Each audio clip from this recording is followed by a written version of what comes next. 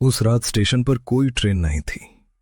फिर भी रवि ने अपने पीछे किसी को फुसफुसाते सुना, रवि, ट्रेन आ गई है। एक पुरानी मान्यता है कि राजपुर रोड का छोटा सा स्टेशन आधी रात के बाद सिर्फ खाली नहीं होता, वो किसी का इंतजार करता है। बंद पड़ी पुरानी पटरी से कभी कभी सीटी की आवाज उठती है, जैसे धुंध के भीतर कोई ट्रेन अब भी रास्ता खोज रही हो। कहते हैं जिसने उस आवाज का पीछा किया उसने लौटकर वही नहीं देखा जो बाकी दुनिया देखती है। लेकिन उस रात जब पूरा प्लेटफॉर्म सो रहा था, रवि ने पहली बार वो सीटी अपने बिल्कुल पास सुनी। और सवाल ये नहीं था कि वहां कौन। आधी रात का एक छोटा जर्जर रेलवे स्टेशन। पीली टिमटिमाती ट्यूबलाइटें प्लेटफॉर्म पर लंबी परछाइयां बना रही हैं। दूर बंद पड़ी पुरानी पटरी पर जंग जमी है और हवा के साथ ढीली टीन की छत चरमराती है। कैमरा धीरे धीरे खाली बेंचों, टिकट खिड़की, स्टेशन बोर्ड, राजपुर रोड और फिर झालू लगाते हुए रवि पर आता है। पृष्ठभूमि में झींगुरों की आवाज, कहीं दूर कुत्ते का भौंकना और बहुत हल्की हवा की सनसनाहट सुनाई देती है। रात के उस पहर में राजपुर रोड स्टेशन किसी भूले हुए किस्से जैसा लगता था। छोटा, चुप और इतना सुनसान कि अपने कदमों की आवाज भी अनजानी लगे। बस 2-3 घंटे और फिर सुबह की चाय, फिर वही घर, वही नींद। अजीब नौकरी है। आदमी लोगों के बीच रहकर भी अकेला हो जाता है। रवि को इस सन्नाटे की आदत हो चुकी थी। रात की ड्यूटी, खाली प्लेटफॉर्म, रजिस्टर में कुछ इक्का दुक्का एंट्री और सुबह होने का इंतजार, यही उसकी दुनिया थी। कितनी लंबी रात है यार, घड़ी जैसे अटक गई हो। स्टेशन मास्टर का कमरा बंद था। टिकट खिड़की पर ताला लटका था।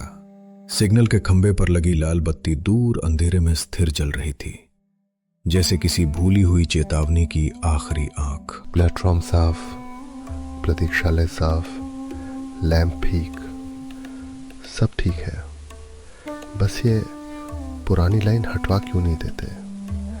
जंग खाती रहती है, डराती अलग है। प्लेटफॉर्म के आखिर में जाकर मुख्य लाइन 2 हिस्सों में बंटती थी। एक पटरी अब भी इस्तेमाल में थी, मगर दूसरी पुरानी लाइन सालों पहले बंद कर दी गई थी। वहां अब कोई ट्रेन नहीं आती थी, कम से कम कागजों में तो नहीं। बचपन में लोग कहते थे बंद लाइनें भी रात में सांस लेती हैं। हाँ, और मैं भी ना कैसी कैसी बातें याद करने लगता हूँ। रवि, काम कर, कहानियों से तनख्वाह नहीं मिलती। उसने झाड़ू फिर चलानी शुरू की, लेकिन अब उसका ध्यान बार बार उसी तरफ जा रहा था। सन्नाटे में इंसान की सुनने की ताकत बढ़ जाती है। मामूली आवाज भी रहस्य लगने लगती है। सुबह होते ही छुट्टी ले लूं क्या? 2 रात से ठीक से नींद नहीं हुई। दिमाग खुद ही आवाजें बनाने लगता है। अचानक दूर से बहुत हल्की खिंची हुई सीटी जैसी आवाज आती है। आवाज इतनी हल्की थी कि वो भ्रम भी हो सकती थी, जैसे हवा किसी खोखले लोहे से टकराई हो। मगर उसमें एक अजीब सी लय थी, जैसे किसी इंजन ने बहुत दूर से थकी हुई सांस छोड़ी हो। किसकी सीटी थी ये? हवा होगी, पुरानी टीन, ढीला पाइप, कुछ भी। वो 2 कदम आगे बढ़ता है, फिर कहीं लोहे के घिसटने जैसी महीन आवाज सुनाई देती है।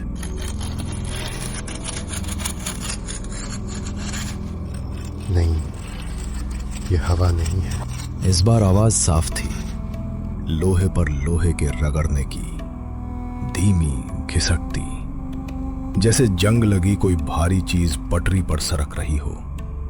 आवाज पुरानी लाइन की दिशा से ही आ रही थी, पर उधर तो सालों से कुछ चला ही नहीं। उसने अनायास अपनी कलाई घड़ी देखी। रात के 12:37। यही वो समय था जब स्टेशन सबसे ज्यादा खाली, सबसे ज्यादा बहरा और सबसे ज्यादा जीवित महसूस होता था। कौन है वहां?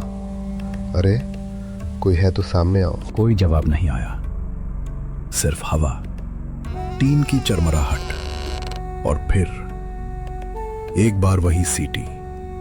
इस बार थोड़ी लंबी, थोड़ी ज्यादा पास।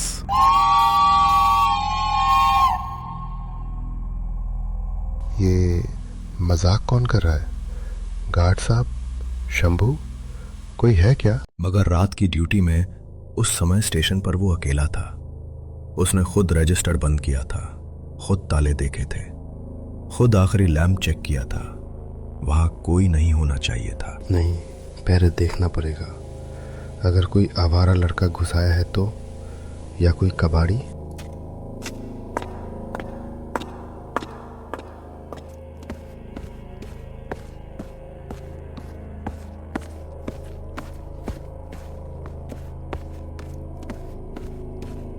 देखा, बस यही होता है, अंधेरा, अकेलापन, और आदमी खुद ही भूत बना लेता है। उसने टॉर्च की रोशनी पुरानी लाइन की तरफ डाली। रोशनी धुंध को काटती हुई आगे गई। जंग लगे क्लिप, टूटे हुए स्लीपर, उगी हुई घास, सब दिखा, पर कुछ चलता हुआ नहीं। कुछ नहीं है, कुछ भी नहीं। फिर अचानक दूर अंधेरे में जैसे एक धातुई चमक उभरती है और गायब हो जाती है। किसने लाइट मारी वहां? वो चमक एक पल की थी, लेकिन इतनी थी कि रवि का दिल जोर से धड़क उठा। पुरानी लाइन पर बिजली का कोई स्रोत नहीं था। वहां तो सिग्नल भी बरसों पहले काट दिए गए थे। नहीं, उधर कोई है, कोई तो है। सुनो, रेलवे प्रॉपर्टी है ये, बाहर आओ वरना मैं फोन करूंगा। उसके शब्द बहादुरी जैसे लगे, पर आवाज में डर साफ था। वो एक एक कदम बढ़ाता गया, जैसे हर कदम के साथ सन्नाटा और भारी होता जा रहा हो। फिर बहुत पास से लोहे के पहिए के पटरी छूने जैसी खर्र। ये ट्रेन की आवाज है। और यही बात असंभव थी। उस बंद लाइन पर कोई ट्रेन नहीं चल सकती थी, ना आज, ना कल, ना पिछले कई सालों से। फिर भी आवाज अब साफ थी, धीमी, रेंगती, मानो कोई अदृश्य डिब्बा अंधेरे से प्लेटफॉर्म की ओर बढ़ रहा हो। नहीं, नहीं, ये नहीं हो सकता। रवि ने टॉर्च कसकर पकड़ी।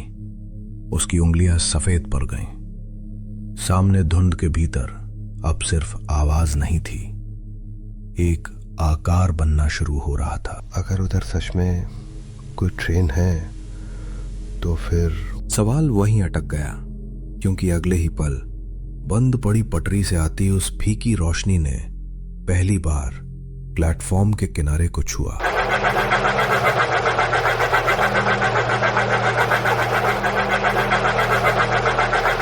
फीकी पीली हेडलैम्प की रोशनी प्लेटफॉर्म के टूटे किनारे पर रेंगती है, और कैमरा रवि के कांपते चेहरे से धुंध नीचे से बह रही है, जैसे पटरी से धुआं निकल रहा हो, और हवा में लोहे, सीलन और पुराने तेल की गंध खुली है।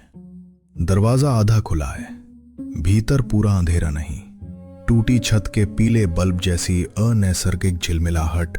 ये सच नहीं है, मैं सपना देख रहा हूं। बस पीछे मुड़ रवि, भाग। मगर उसके पैर वहीं जमे रहे। टॉर्च की रोशनी कांपती हुई दरवाजे की सीढ़ियों पर चढ़ी, और रवि ने अनचाहे ही अंदर झांक लिया। कोई है अंदर? सीटों पर लोग बैठे थे, बहुत सारे, इतने शांत कि पहले पल वे पुतले लगे। फिर रोशनी उनके चेहरों पर ठहरी, पीले, सूखे, जैसे बरसों से उनमें खून न दौड़ा हो। उनकी आंखें खुली थीं, पर उनमें कोई चमक नहीं थी। खाली, धसी हुई, सीधी सामने अटकी हुई। हे भगवान, शायद ये लोग बीमार हैं, या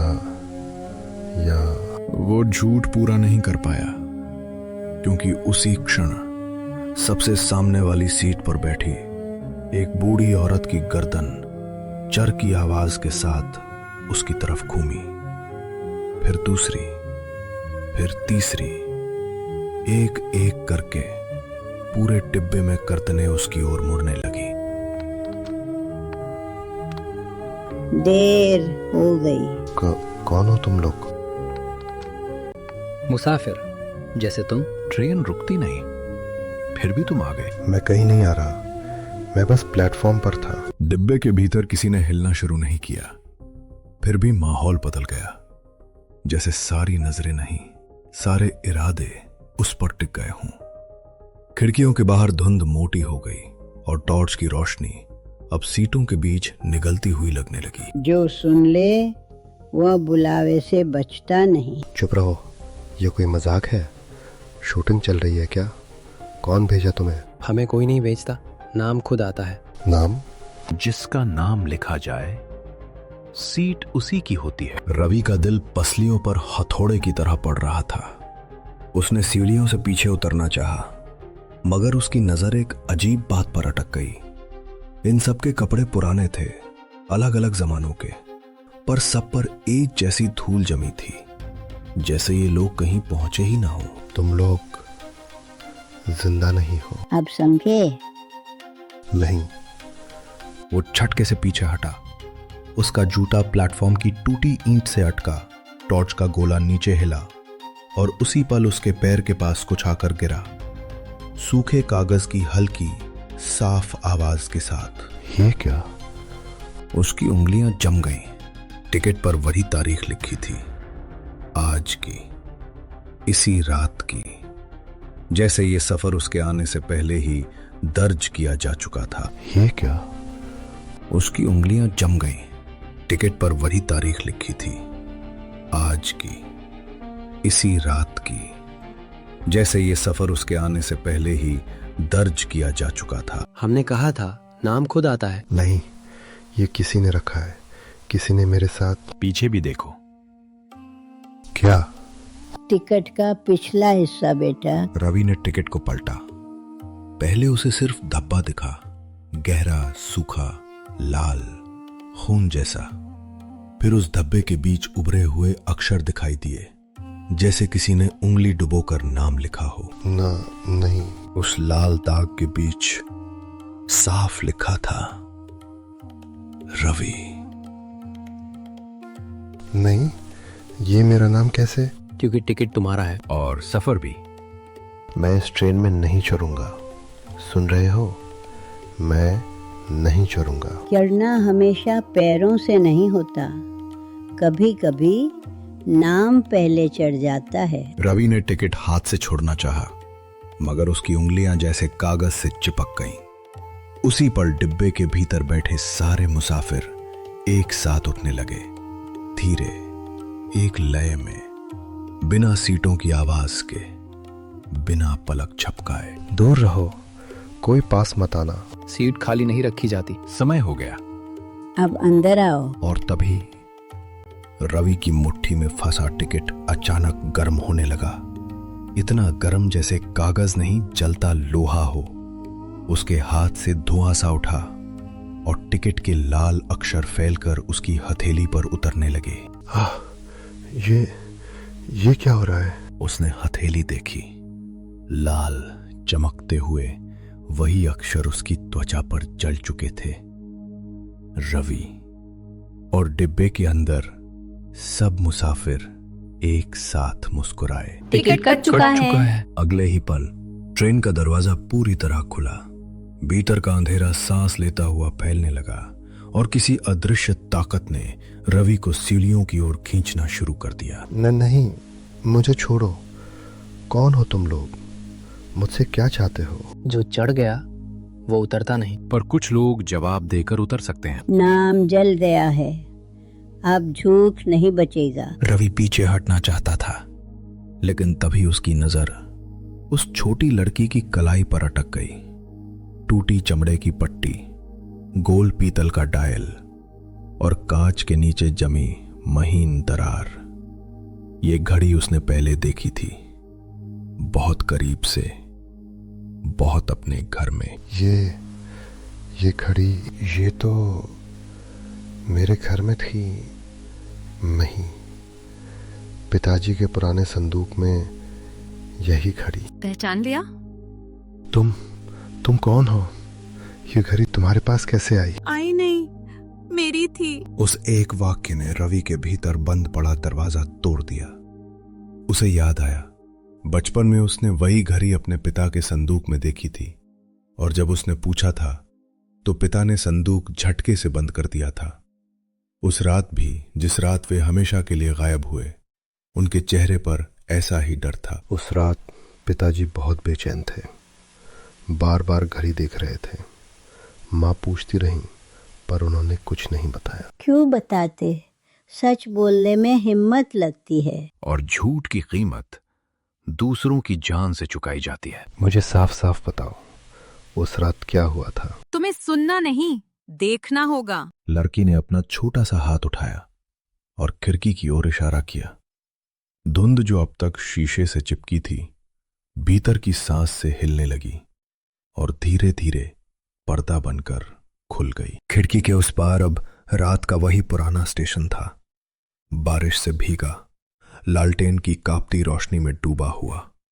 प्लेटफॉर्म पर भागते लोग, सिग्नल के खंभे पर लाल और हरे के बीच कांपती रोशनी, और कंट्रोल रूम में खड़ा एक आदमी, रवि का पिता।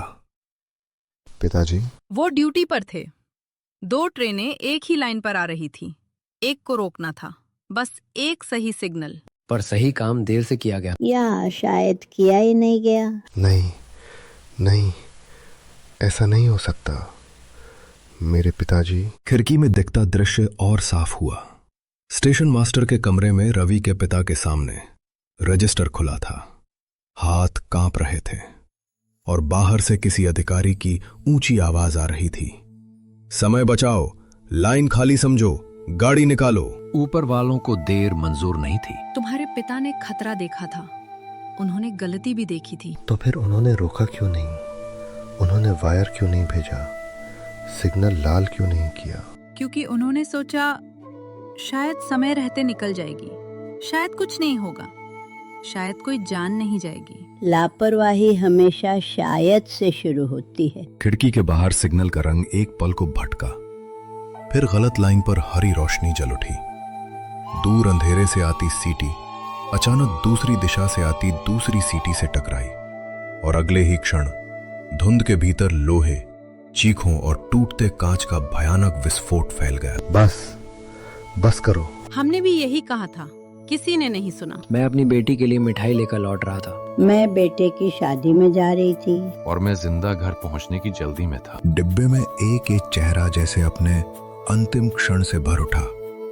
किसी के माथे पर खून की रेखा चमकी, किसी की गर्दन टेढ़ी हुई, किसी की गोद में अदृश्य बच्चा रोया, और रवि को समझ आ गया कि ये सब उसी एक चूक की गिरफ्त में सालों से अटके हैं। तो पिताजी भाग गए, सच छिपाकर, और तुम सब फंस गए। लेकिन मैंने क्या किया?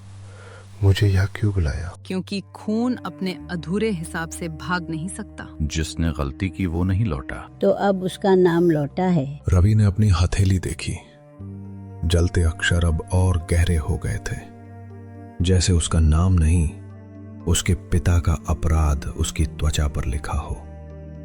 ट्रेन की रफ्तार बिना हिले बढ़ती महसूस हुई, और खिड़कियों के बाहर वही हादसे वाली रात गोल गोल घूमने लगी। अगर मैं सच मान लूं, अगर मैं कबूल कर लूं कि गलती मेरे पिता की थी, तो क्या होगा? सच दरवाजा खोलता है। पर पहले उसे पूरा बोलना पड़ता है।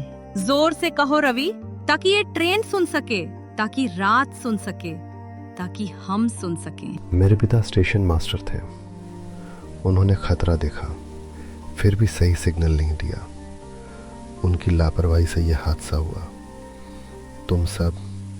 तुम सब उनकी गलती से मरे। शब्द डिब्बे में गूंजे नहीं, धंस गए, जैसे लोहे की दीवारें उन्हें पीटी जा रही हों। एक पल के लिए सब मुसाफिर बिल्कुल स्थिर हो गए, और टिमटिमाती लाइट अचानक स्थिर पीली लौ में बदल गई। अब तुमने देख लिया, अब तुमने कह दिया। तो क्या अब तुम लोग मुक्त हो जाओगे? लड़की ने जवाब नहीं दिया। उसने बस अपनी कलाई की घड़ी उतारी, उसे दोनों हथेलियों में थामा और रवि की ओर बढ़ा दी। घड़ी की सुइयां जो अब तक 12:17 पर अटकी थीं, अचानक कांपकर चलने लगी। मुक्त दोस्ती सच से शुरू होती है, लेकिन आखिरी स्टेशन अभी बाकी है।